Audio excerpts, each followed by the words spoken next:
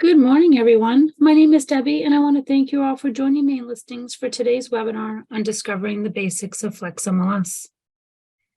During today's class, we are going to cover 4 different functions of Flexmls.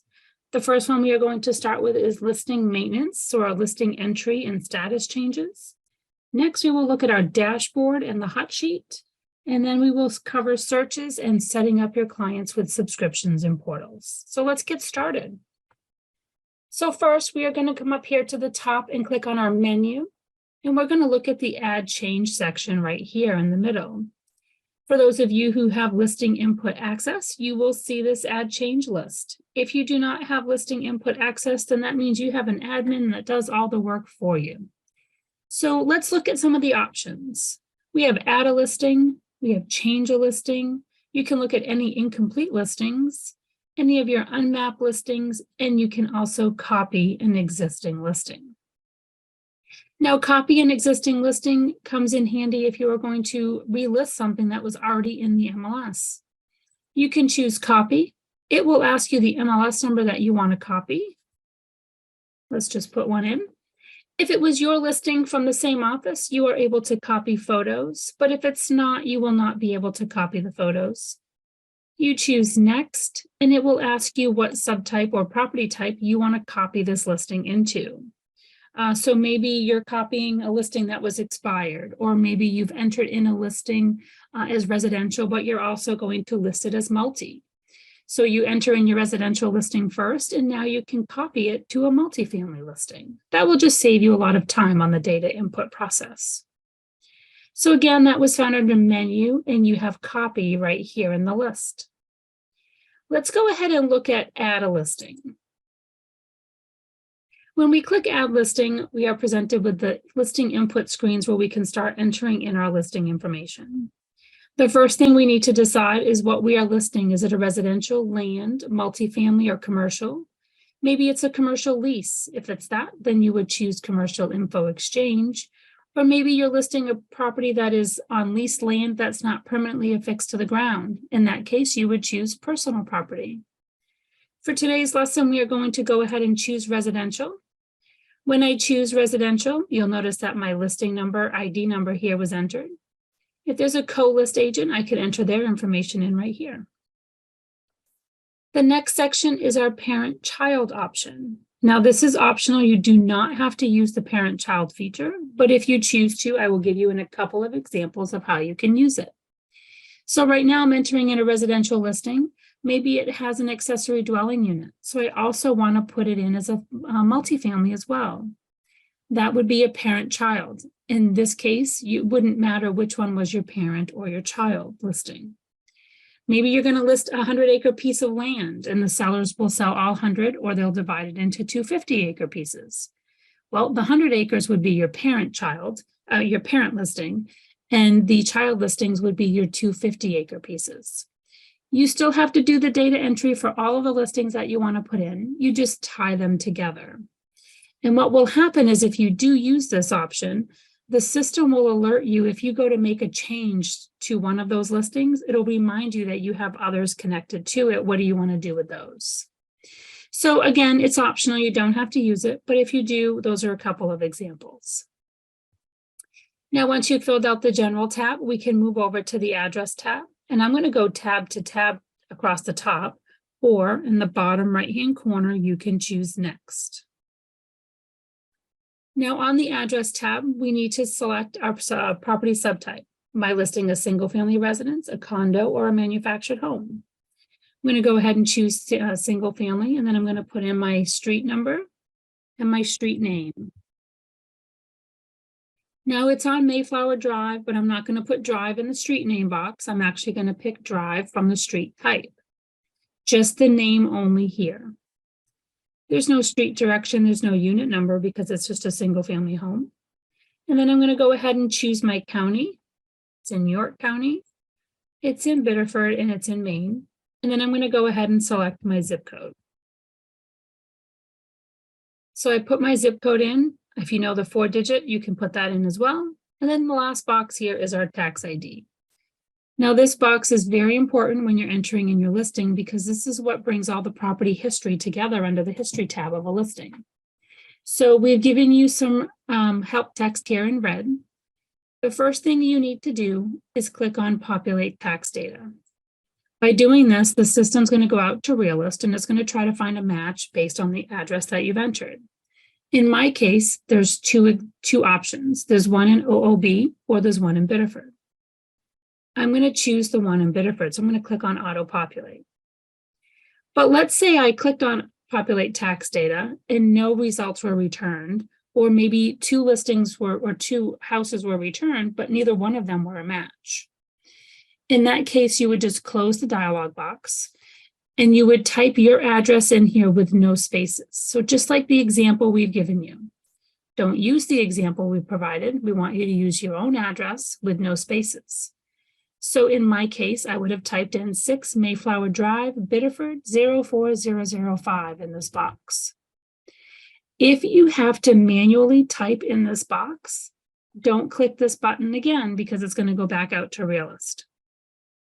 So if you manually type, just move to the next tab and the system will ask you to map it.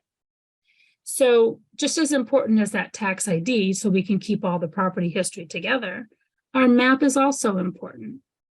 You need to make sure that the pin is right on top of the property. So what I always do is zoom in as far as you can go and make sure the pin is right on top of the house. If it's not, you can move the map, just click and drag, or you can take your pin and move that around as well. Mapping is very important because a lot of agents will do map searches. So you want to make sure that your pin is right on top of the property. And when you're happy with that location, just click Use this location, and the system will continue on so you can finish putting in the information. Now on these other tabs here, there's conditional programming going on behind the scenes that you won't see. So based on this information here, leased land, if I say no, then book and page, map and lot become required. If I say yes, it's on leased land, then you'll notice those are no longer required. So depending on some of the things that you select, you may have more options that are required to be entered. So let's go ahead and say no. We need to enter in our book, page, map, and lot. If you don't know it, please call the town for your map and lot and go to the registry for your book and page. You might even be able to find your book and page at the town as well. The zoning is very important. It's also very important to say if it's in a zoning overlay. Now, this is a question that we get here at the MLS often is what is a zoning overlay? So I'll give you a couple of examples. Some towns may consider shoreline zoning an overlay. Some towns, if you're listing a historic home that's on Main Street, and I'm just going to pick a town in Portland or on Congress Street in Portland, it's been there forever, it's a historic home, there's probably an overlay. It's probably in a general residential zone or whatever the zoning is in Portland, but there's an overlay on top of that that states you can only use certain paint colors, you can't change the roof lines, whatever it might be for a historic home. So that is an overlay. It's very important that consumers know what they can and cannot do with the property. So if you are not sure if your property is in a zoning overlay, please call the town to see if there is an overlay on the property. You don't want your clients to be shocked at closing to find out they can't do anything with the house that they were planning on. So next we have our association. If I say yes, you'll notice that now the entrance fee or the association fee and the frequency paid is now required. My full tax amount. This amount was carried in from Realist. So this amount includes the homestead exemption. So please remove the tax amount if you were able to populate from Realist and put in the taxes with no exemptions. And the reason for that is because you don't know that the new homeowner is going to qualify for any of those exemptions. In our contract section, let's talk about our statuses. You have two statuses to choose from, active and coming soon, no show. So if you choose active, if the listing is not tenant occupied, listings must be shown within 3 calendar days. If you can't start showing within 3 calendar days, then the appropriate status would be coming soon, no show. There is a coming soon no-show form that your sellers must sign, and that is in zip forms. And that form would be emailed over to the quality assurance, and that email is right on the form. A listing that is entered in as coming soon no-show can remain in this status for up to 10 business days. When I choose coming soon no-show, you'll notice that there is now a showing date field. On the coming soon form, there is a showing date option that your clients have chosen the day they want to start showing. You would enter that date in this box. And around 2 or 3 o'clock in the morning, the system will make the listing live or active in the MLS. So then the showings can be scheduled and start beginning. So again, your two statuses are active and coming soon. If you choose active and you save the listing and it is now live in the MLS, and you call us because it should have been coming soon because you can't start showing until next week, we cannot change that back to coming soon. So before you click this add button up here at the top right, please double check and triple check that status to make sure it is exactly what you're looking for, because we cannot go back from active to coming soon. Your list date and expiration date. These dates always come from your exclusive rights or your exclusive agency agreements. So please do not falsify those dates. Same thing with your list price. Your list price comes from your exclusive right or your exclusive agency. So an example of this is maybe you sat down with your clients and they agreed to a certain price today, but you're not going to put it in for until the 5th business day. And on the 4th day, they call you and want to change the price, and you send them a price change addendum. That is exactly how the listing should be entered in. The original price on the listing agreement, you save it, you put it in the MLS as active, and then you go immediately do a price change. So the full gross listing price stated on the exclusive right or exclusive agency is what is noted in the MLS.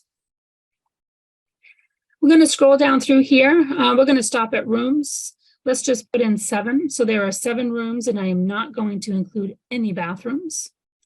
There are 3 bedrooms. That was carried in from Realist. So if you need to change that, you can change that there. Separate all your bathrooms out here. You'll notice the year built is already filled in, and again, that came in from Realist. You have your square foot finished above and below grade and the source. If I say yes to garage, I am then asked how many spaces there are. We have our acreage. So let's scroll down through here, and I'm going to stop down here in this section. Directions and remarks. These 2 fields cannot contain any agent or agency promotion. So you can't say call listing agent for directions, and in the remarks, you can't say call listing agent to set up a showing. You can't reference yourself, and you cannot include any URLs in this box. So in the remarks box, there can be no URLs. If you want to promote yourself and say call listing broker, call listing agent, call listing office, you're going to do that way down at the very bottom in the advertising remarks.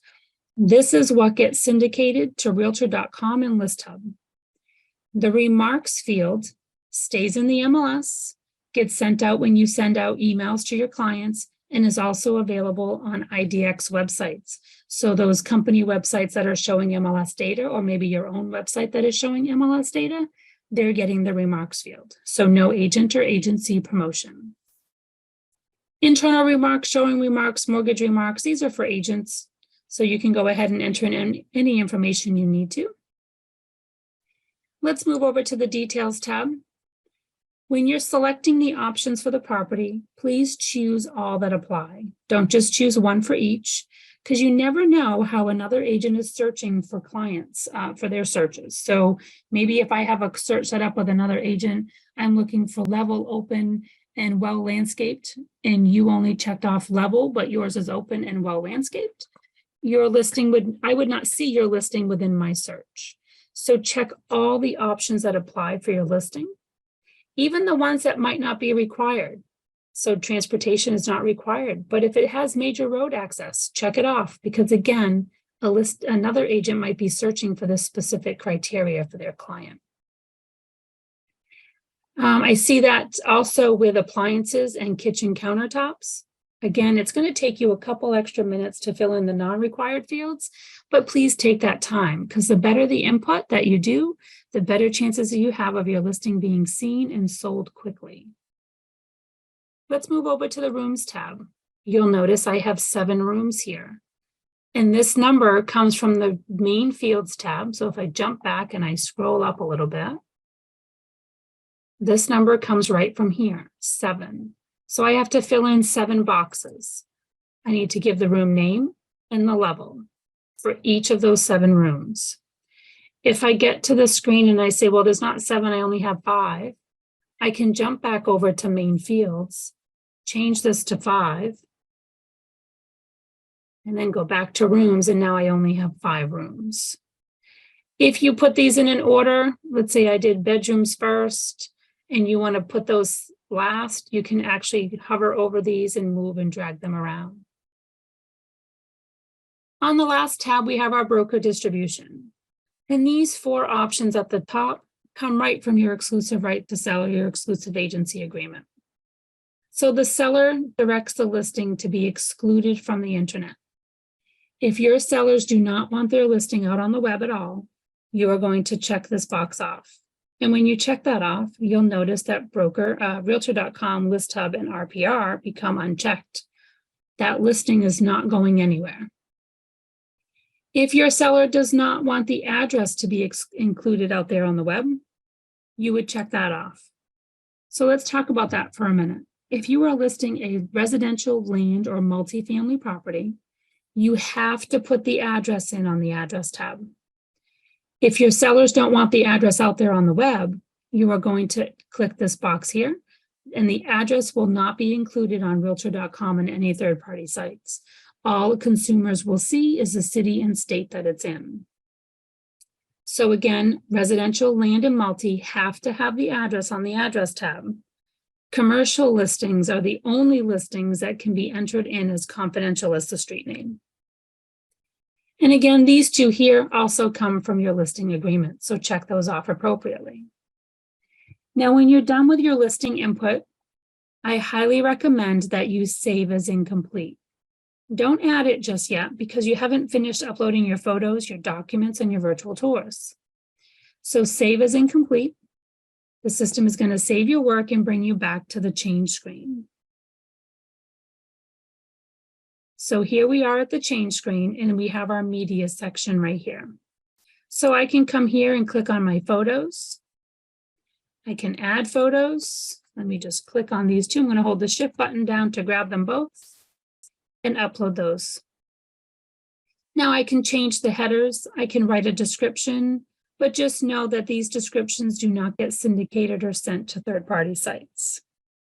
I also want to point out that the listing that has the blue flag or the blue box around it is your primary photo.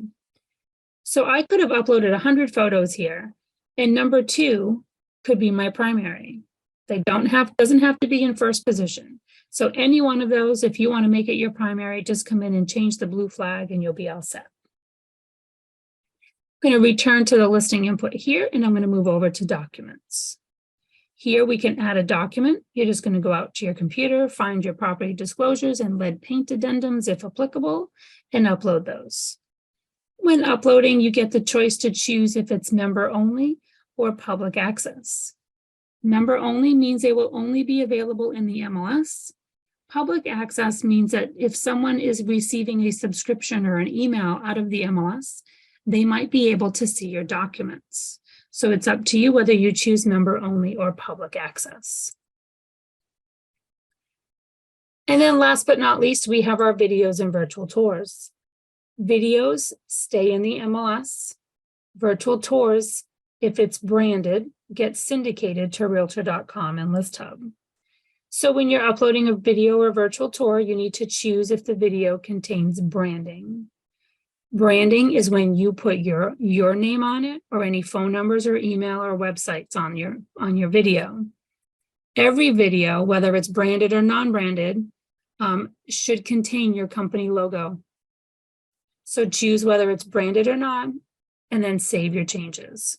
So again, videos are for the MLS. Virtual tours will go to third-party sites if they're branded. Now, once you've uploaded all of your media, come back into listing information. Let's move over to the main fields tab and check our status. As I mentioned, you want to check to make sure that status is what you want. And when you're done, click on Add Listing.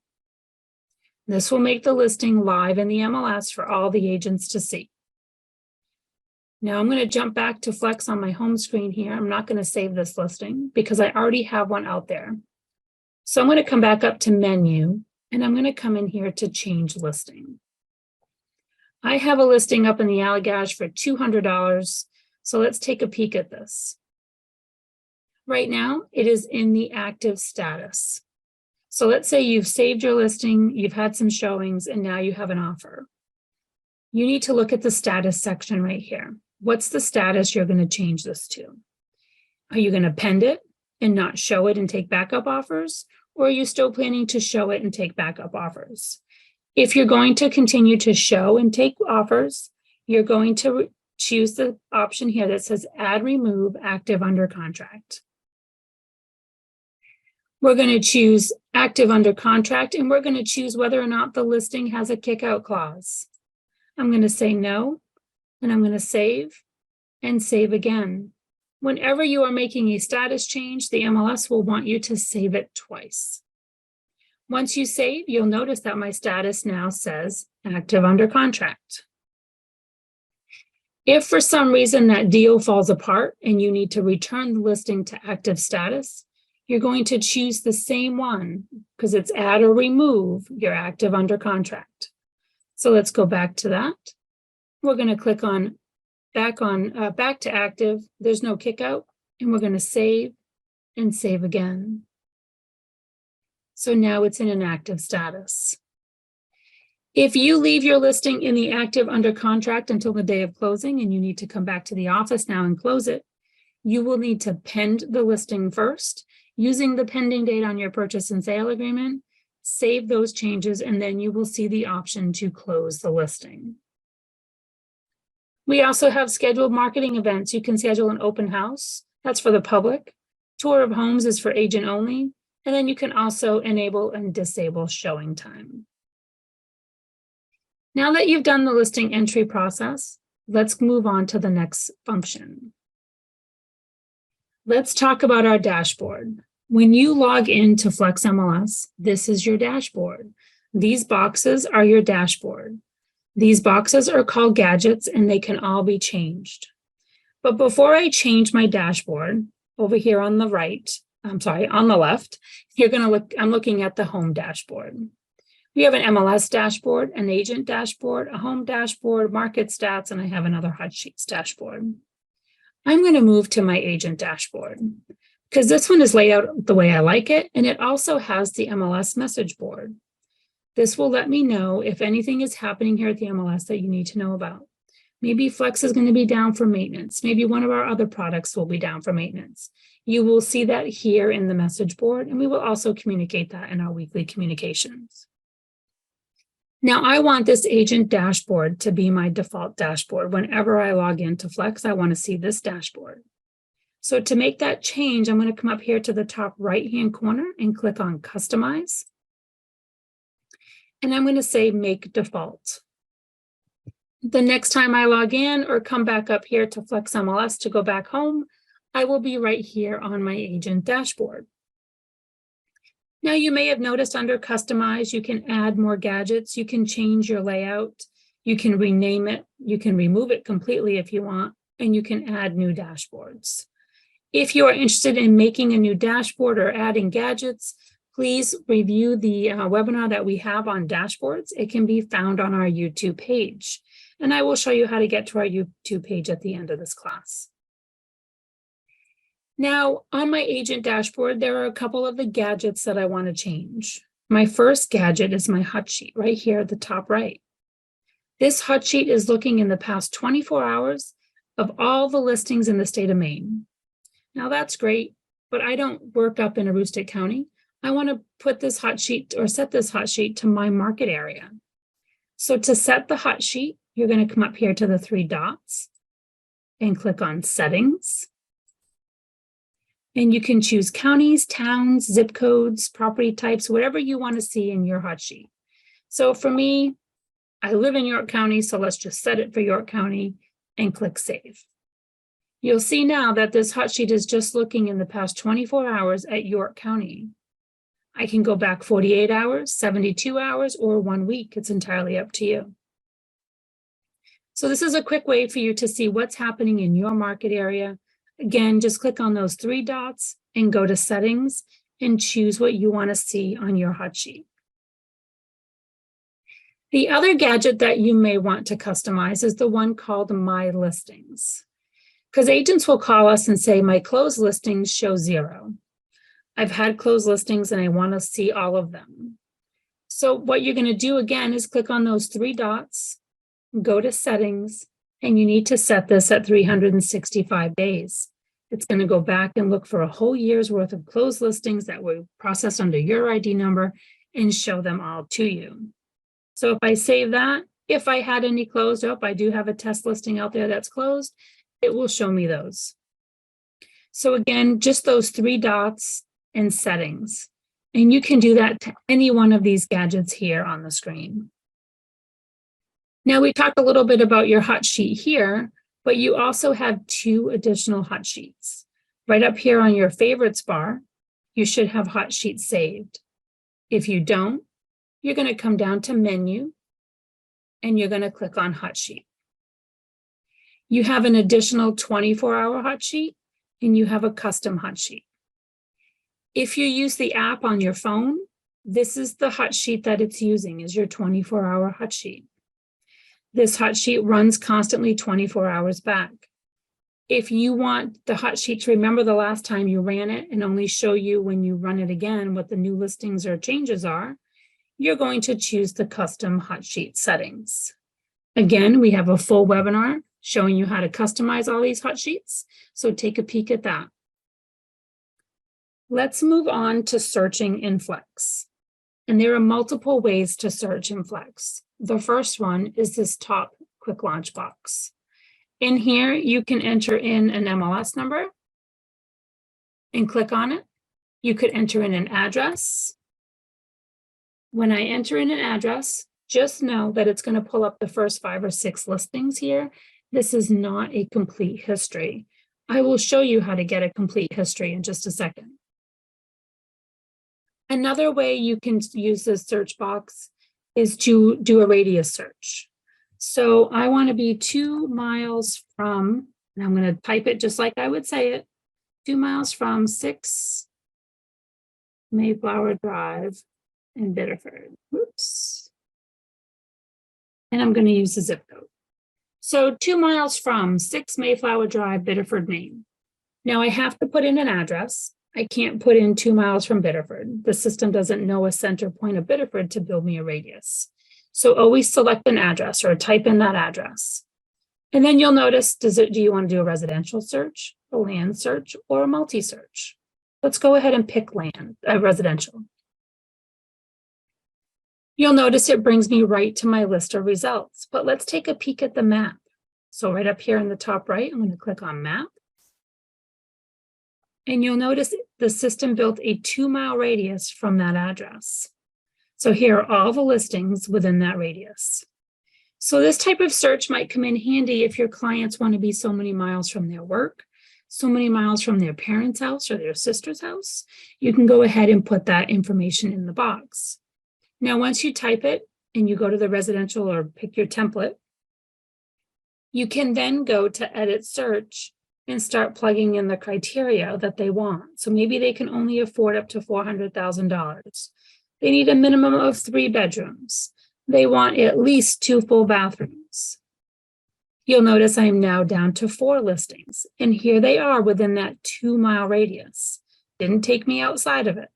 So I originally started with, I think it was 18 listings, and based on this criteria, I am down to 4.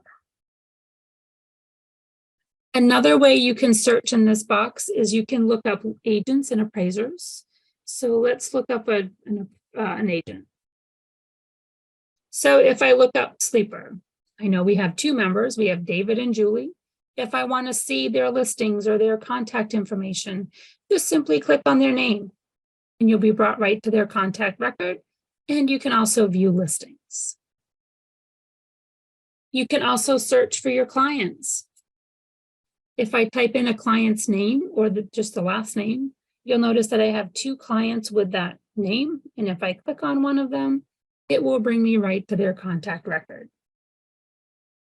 And it will open up in just a second. Here we go. So it brings me right to their contact record. So this search box, you can search for anything within the MLS, anything under the menu. If you're looking for saved searches, just type it in and it will come up. So agents, appraisers, menu items, your clients' names, properties, whatever you're looking for, you can use this top quick launch box. Now you have several other ways to search within Flex. Under the menu, we have our search list. We're going to come back to quick search. We're not going to be covering CMA today. Let's look at our MLS number search. If you want to search for multiple MLS numbers, this is the spot to do it.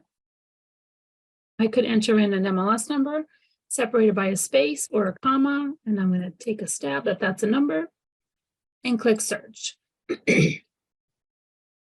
Here are the 2 listings. So again, that was under menu and MLS number search. You can also type in one MLS number and you can toggle on a radius from that specific MLS number. We're going to come back to address search in a minute, and we're going to look at multiple address search. If you know all the property addresses, go ahead and plug them all in here. And down at the bottom, click next. My listings and office listings, pretty self-explanatory. You can look at just your listings or just your office listings. But just know the statuses that you see under these 2 options under the menu are controlled by what you have entered in or selected under your general preferences. We have an office member search. So in addition to searching for a member up here in the top box, you can come here to the office member search, search for offices, members, and teams. You can also control that by some settings up here in the top corner under view listing options. We have our listing collections. A listing collection is a saved shopping cart of listings that you plan on using for later. So once you've done a search and you've selected some of those, under the save option, you will have save as selected as. And then we have our save searches. These are all of my save searches. So I have 60 save searches. I have 4 favorite searches, and those are the ones that have the star next to them. And I have 3 new drafts. If for any chance or any reason you're coming in here to delete some searches, just go ahead and select some of them and you'll notice the delete option becomes available. But you have to select something first in order to delete. Let's come back up here and talk about our address search. Address search is very important when you are looking for property history. So when we did that listing input and we entered in that tax ID number, remember I said that that is what brings all the property history together. So let me show you a property. So let's do this one again, Mayflower in Biddeford. When I am looking for property history, all I'm using is the house number, the street name. I'm not going to put drive here, or I'm not going to put drive in the street type. So just the street name and the city. When I search, you will see that this property has been listed 3 times. But let's say you were doing a quick search and you stumbled across this property here and you looked at history. You're only going to see it twice because these 2 agents used the same tax ID number. This one did not. Now, again, it's really old. We may not have had Realist back then, so it's no one's fault, but this listing has a different tax ID number than these 2. That's why you don't see it in this history.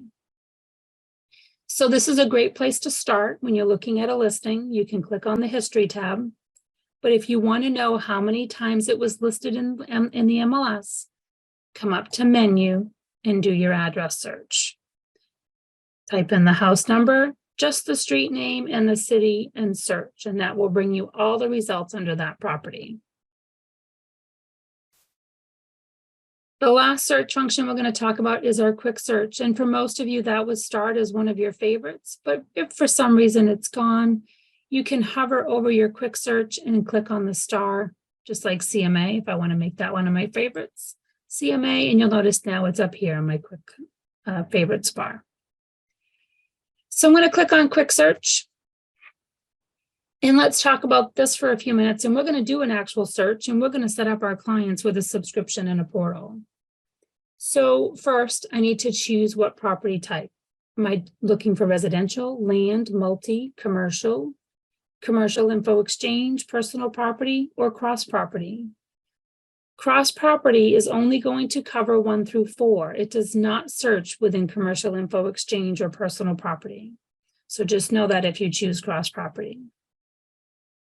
I'm going to go ahead and choose residential. I can choose my property subtype. So let's just look at single family homes today. I can then choose my statuses. And by default, these 3 top statuses will be selected for you. But if for some reason you choose a closed or an off-market status, you are presented with date ranges down here. So you can enter in the date ranges that you are looking for. Now, if you just want to do a relative date, and let's say I want to look back at closed listings for 90 days, instead of figuring that out on the calendar, go ahead and click on these 2 little arrows, and you can change that to 90 days back. So I'm looking at all closed listings in the MLS 90 days back.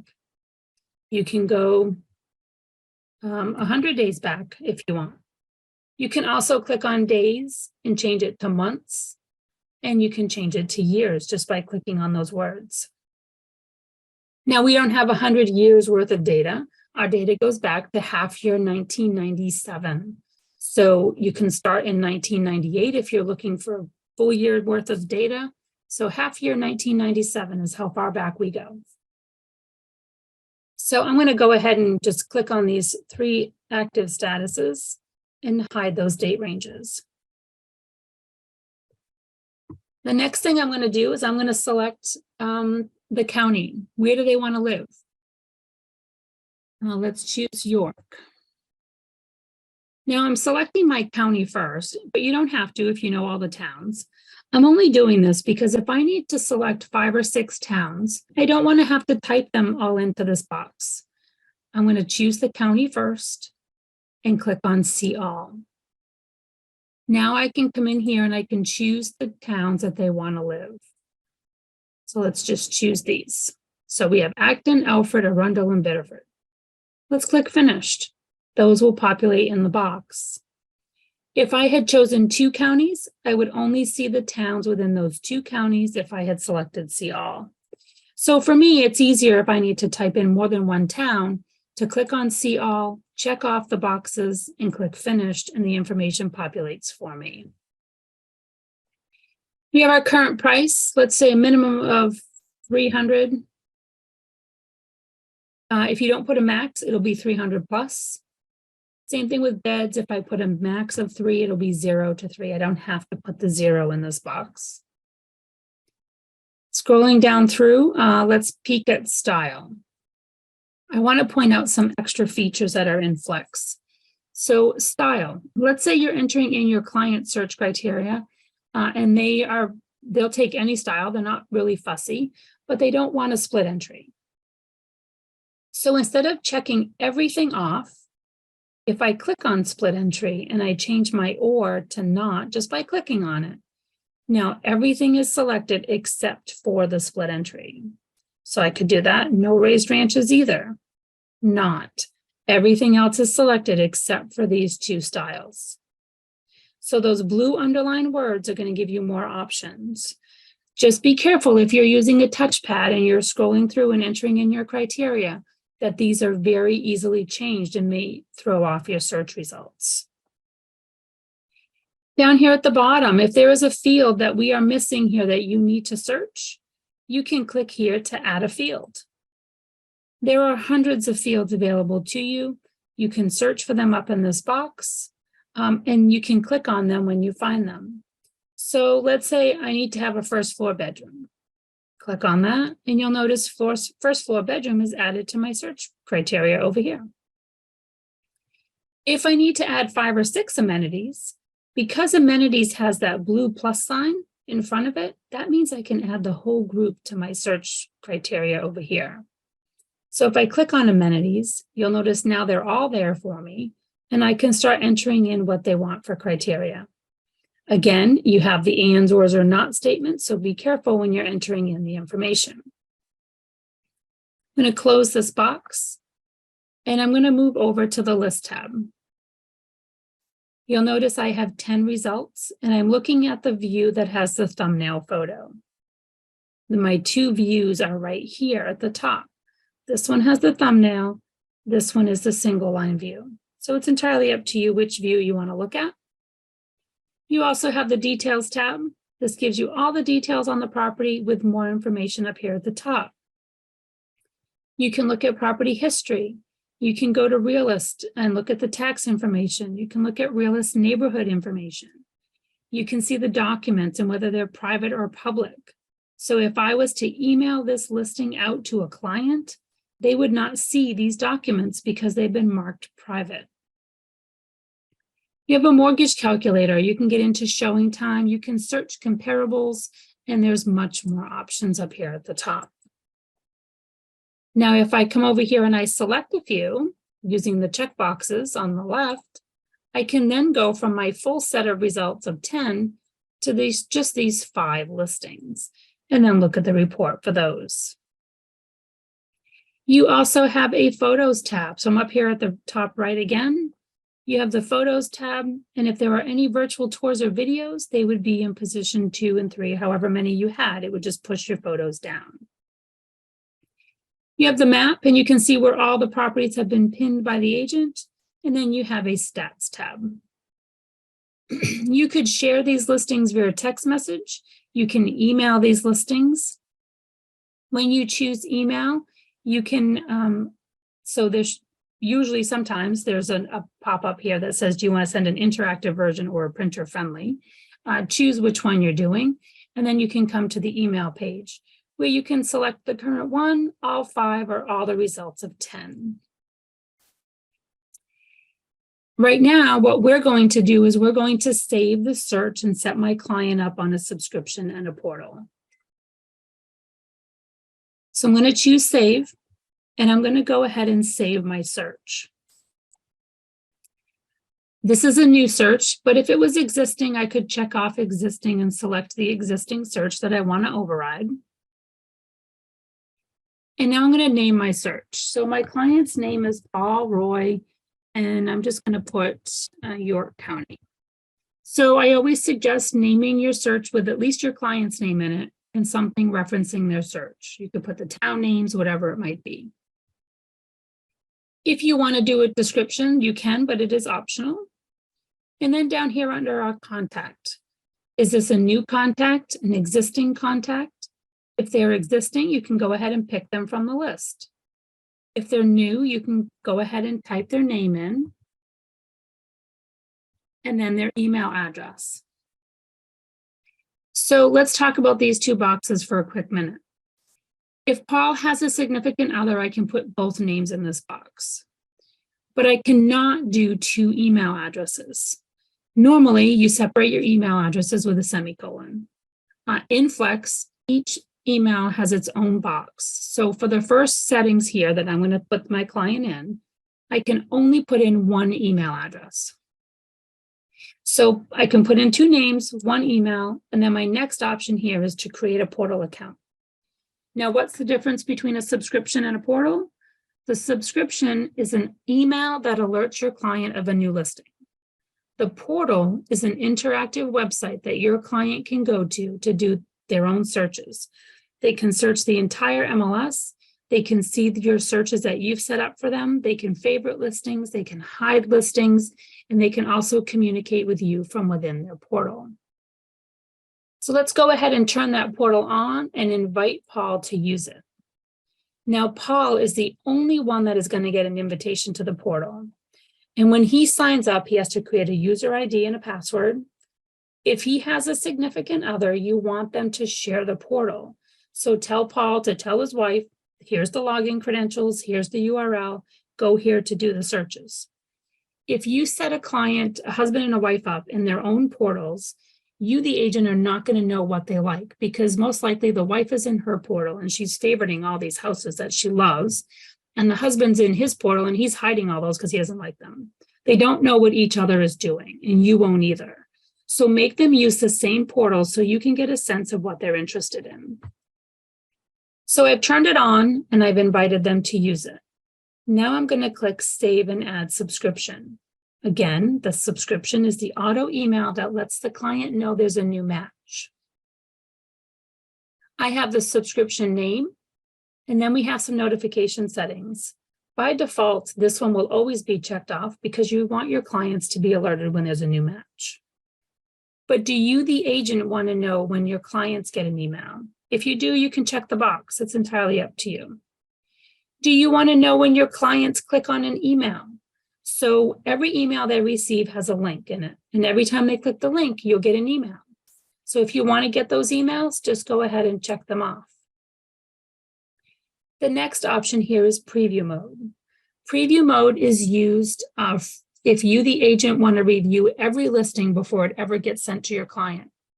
So if you check this off, so I checked this off today, and there's a new listing this afternoon that matches Paul's criteria, I will get an email first that says there's a match for Paul that you need to review. I open up Flex, I look at the listing, and I have two options. I can hide the listing or approve the listing. If I hide it, the email will never go to my client. If I approve it, he will then get an email notifying him of the new listing that matches his criteria. This is a lot of work for you, the agent, if you want to do this for all of your clients. I would just rely on the system based on the criteria that you entered in to do the work for you. Next here, we have our contact, and then we have our schedule. We have a weekly schedule, a monthly schedule, or ASAP. I highly recommend that you always choose ASAP. If you choose weekly and every day is checked off, just know that your clients are not getting any listing updates until 8 a.m. in the morning. So at 11 o'clock, if a listing gets put in for Paul and it's an exact match, and I use weekly, he's not going to get that listing email until 8 a.m. tomorrow morning. So in this market, it's probably too late. So always choose ASAP. As soon as the listing is saved and added in the MLS, within minutes, your clients will get that in an email. The next here is the body of our email. This is the subscription email. This is the email that they're going to get every time a listing matches their criteria. So you don't want to say it was nice seeing you last weekend or happy holidays. They might be getting that in July. So you don't want to have that be in the body of their email. You don't have to type anything in this box. It is coming out with verbiage and a link to the listing in your signature block. But if you want to type something, you can. And I have created a template. So up here at the top under my templates, I have a subscription template. So this is what my subscription says. One or more listings has matched your search criteria. Please let me know if you would like to set up any showings. Every time a listing gets sent to him, this is what the email says. If you want something generic like this, go ahead and type it in the box. Come up here to Save as New and give your template a name.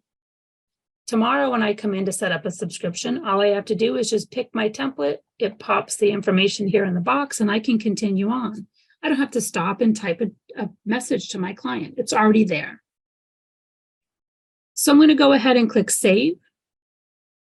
And now I have a box that wants to know, what do you want to do with these listings right here that are on the market? They may be new to my client, but they are not new in the MLS. So do I want Paul to know about these listings? Do I want to choose which ones to email, or do I not want to email them at all? It's entirely up to you. I'm going to go ahead and click on Email Listings now. I am presented with another email template. Over here on the left, we can email just the one that's highlighted.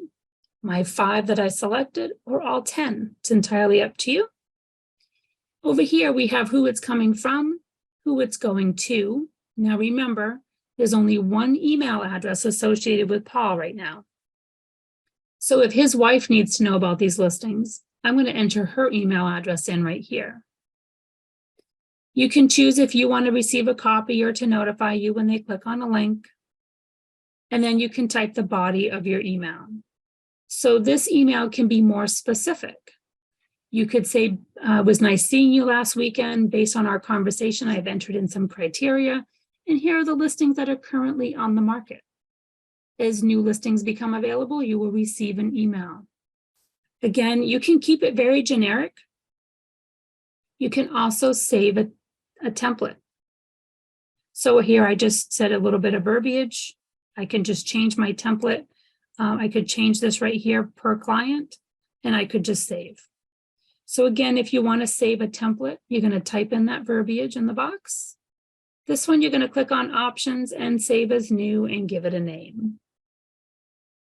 Once you're done, go ahead and click email, and you're done. We just set a client up with a subscription in a portal. I do need to do one more thing though, because I need to add Paul's wife to the contact record, her email address, so she will receive emails going forward when there's a new listing that matches their criteria. So to do that, we're going to come up here to contact management. I'm going to find Paul in my list right here and click on his name. And remember, he only has one email address right now, and I'm going to click edit. I can type in his wife's name up here if I want, and I need to put in her email address here. So I'm going to type in her email address, and I'm going to check off the notify box. By checking off notify, she will be alerted or sent an email when there's a new match or a new listing that matches their criteria. If you need to add the kids and anyone else, you can add as many email addresses as you want. Just be sure to check the notify box so they get automatic emails. When you're done, go ahead and click Save Changes.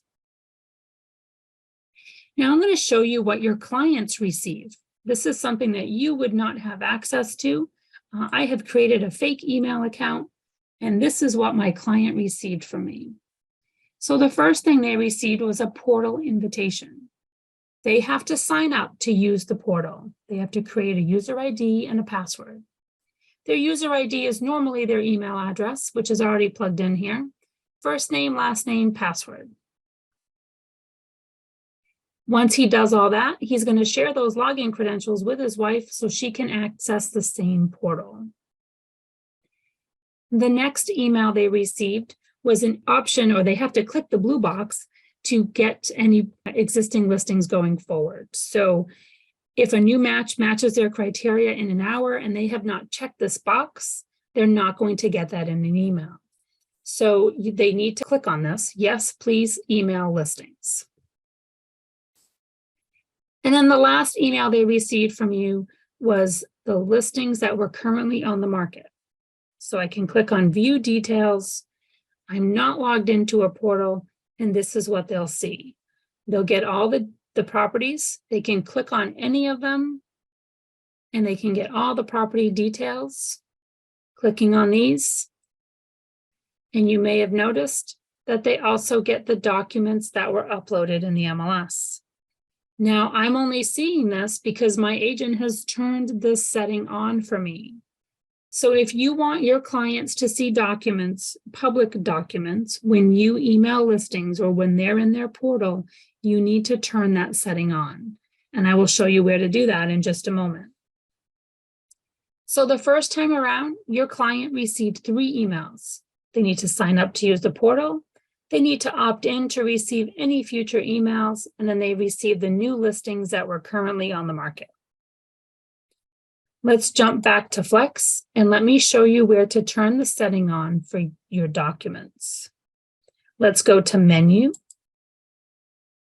And all the way down in our Preferences section, we are going to click on Portal Preferences.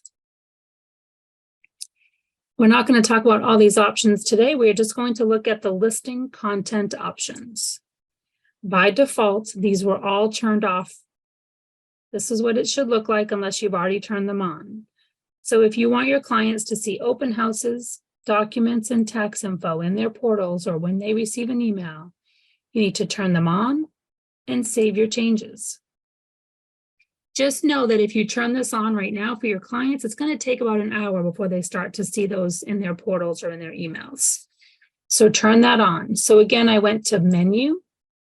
In my Preferences section, click on Portal Preferences, and then choose Listing Content Options. The last thing I told you I would show you is where to find our YouTube page if you are looking for videos on all of these different functions that we talked about today. Back here on our member portal, when you log in, you usually just go right to Flex, but if you scroll down a little bit, you will see our YouTube channel. And if I click to go to YouTube, it will bring you right to our channel, and here are all of our videos. So I could click on Flexmls webinars, and you will see all the webinars that we've recorded for you. We also have some quick short tip webinars that are 2 to 3 minutes long. I hope you found today's webinar helpful, and I want to thank you all for joining me. If anyone has any questions, please don't hesitate to reach out to us. The number here is 780-1366, or you can send us an email to help@mainlistings.com. Thank you, everyone, and have a great day.